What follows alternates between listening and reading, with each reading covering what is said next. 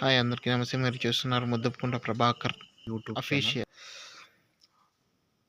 ఈరోజైతే మన పొలానికి ప్రకృతి సహజ సిద్ధమైనటువంటి పశువుల ఎరువును మన పొలానికైతే తోలడం జరుగుతూ ఉంది.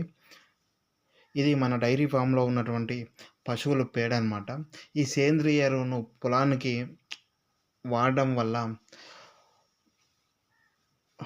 ఇది భూసాంద్రత పెరిగి పంట దిగుబడి కూడా పెరిగే అవకాశం ఉంటుంది.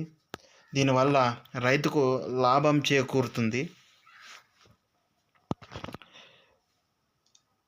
ఎక్కువగా అయితే రసాయన ఎరువులు వాడడం తగ్గించి ప్రకృతి సహజ సిద్ధమైనటువంటి ఎరువులను అయితే మనం ఎక్కువగా వాడుతూ ఉంటాం. ఈ వీడియో కానీ నచ్చినట్లయితే ప్లీజ్ లైక్ చేయండి, షేర్ చేయండి, సబ్స్క్రైబ్ చేయడం మాత్రం మర్చిపోవద్దు. Don't forget to comment.